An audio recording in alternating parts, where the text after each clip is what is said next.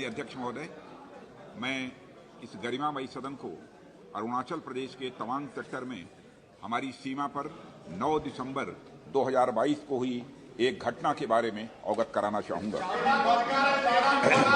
Please statement के बीच में नहीं बोलते। नो प्लीज में छुट्टी भी थी। 9 दिसंबर 2022 को पीएलए ट्रुप्स ने तवांग सेक्टर के यांगसे एरिया में लाइन ऑफ एक्चुअल कंट्रोल पर अतिक्रमण कर स्टेटस को एक तरफा बदलने का प्रयास किया। चाइना के इस प्रयास का हमारी सेना ने दृढ़ता के साथ सामना किया है अध्यक्ष महोदय, और इस फेस ऑफ में हाथापाई भी हुई है।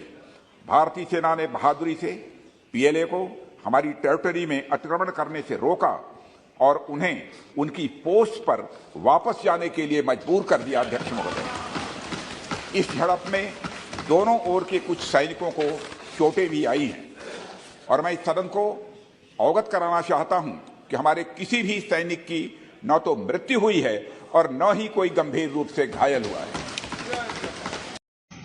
प्रश्नकाल को विपक्ष के द्वारा चलने नहीं दिया गया। समूचा विपक्ष और विशेषकर कांग्रेस पार्टी के इस प्रयास की मैं घोर निंदा करता हूं।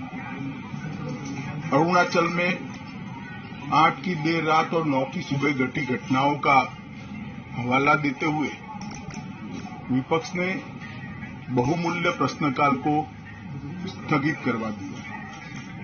इसका कोई औचित्य इसलिए नहीं था कि पार्लियामेंट्री अफेयर्स मिनिस्टर ने स्पष्टता से कह दिया था कि 12 बजे इस देश के रक्षा मंत्री श्री राजनाथ सिंह जी इस विषय पर सदन के सामने अपना बयान रखेंगे। जब बयान रखने की बात कर ही दी तो इसका कोई औचित्य नहीं था। मुझे भी थोड़ा आश्चर्य लगा। फिर मैंने प्रश्नकाल के सूची को देखा तो 5 नंबर का प्रश्न देखकर मैं इनकी चिंता समझ गया। 5 नंबर के प्रश्न है राजीव गांधी फाउंडेशन के FCRA रजिस्ट्रेशन को रद्द करने के बारे में। अब उन्हीं के कांग्रेस के ही सदस्य के द्वारा यह प्रश्न पूछा गया और जवाब में बहुत स्पष्ट था। अब यदि मौका देते तो मैं सदन के पटल पर भी बताता कि राजीव गांधी फाउंडेशन को 2005-6 और 6-7 के वित्तीय वर्षाल में चीनी दूतावास से 1,35,00,000 रुपए का अनुदान प्राप्त हुआ था।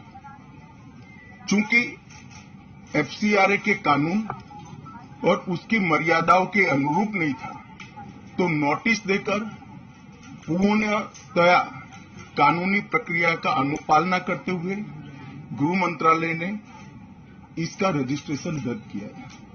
फाउंडेशन ने अपना रजिस्ट्रेशन सामाजिक कार्यों के लिए करवाया है और ये जो राशि चीनी दूतावास से मिली इसका उपयोग भारत चीन संबंधों के विकास पर शोध करने के लिए ये पैसा दिया गया है।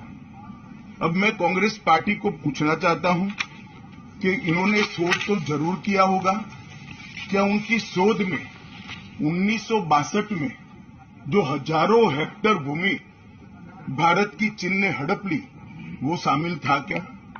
और शोध इस पर किया तो रिपोर्ट क्या आई है?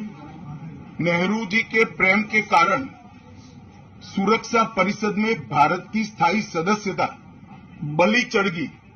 इस विषय को उन्होंने शोध का विषय बनाया था क्या? और अगर बनाया था तो इसका नतीजा क्या हुआ? जिस वक्त गलवान के अंदर हमारे सेना के वीर जवान चीनियों से भिड़ रहे थे उस वक्त चीनी दूतावास को अधिकारियों को कौन रात्रि भोज दे रहा था? वो उनकी शोध का विषय था क्या? अगर था तो उसका नतीजा क्या हुआ?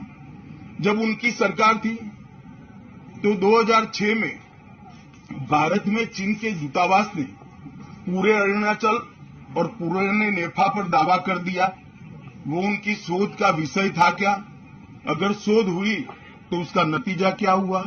25 मई 2007 को चीन ने कांग्रेस के ही मुख्यमंत्री दोरजी खंडू को वीजा देने से इनकार कर दिया, क्योंकि ये तो हमारा ही हिस्सा है अरुणाचल। ये भी शोध किया गया क्या? 13 अक्टूबर 2009 को मनमोहन सिंह की अरुणाचल यात्रा पर चीन ने आपत्ति जताई, वो आपने जांच किया है क्या? और 2010 में चीन ने जम्मू कश्मीर के लोगों को स्टेपल्ड वीजा जारी करने की प्रथा शुरू की, ये भी क्या आपका शोध का विषय था? 2011 में कांग्रेस सरकार ने चीन की धमकी के बाद हमारे रोड और वाइटल बॉर्डर इंफ्रास्ट्रक्चर्स का निर्माण डैम चौक में रोक दिया। ये क्यों रोका गया, इसकी भी शोध की है।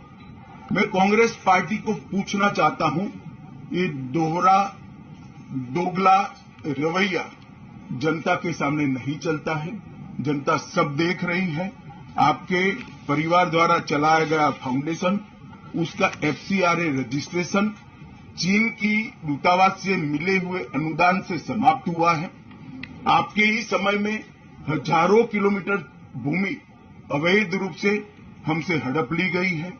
आपके ही समय में हमें मिली हुई सुरक्षा परिषद की सदस्यता आपने निजी संबंध को बनाने के लिए चीन की भेंट कर दी है। ये सारी जनता ये सभी विषयों को जानती है। मैं इतना स्पष्ट कहना चाहता हूं कि भारतीय जनता पार्टी की सरकार है, नरेंद्र मोदी इसके प्रधानमंत्री है, और जब तक भारतीय जनता पार्टी की मोदी सरकार चल रही है, 1 इंच जमीन पर भी कोई कब्जा नहीं कर सकता। कल अपने सेना के जवानों ने जो 8 की देर रात को और 9 की सुबह को जो वीरता दिखाई है, मैं इसकी भूरी प्रशंसा करता हूं। इन्होंने घुसे हुए सभी लोगों को कुछ ही घंटों में वापस खदेड़ दिया और हमारी भूमि का रक्षण किया है। राजीव गांधी फाउंडेशन के FCRA लाइसेंस रद्द होने का एक दूसरा भी कारण था।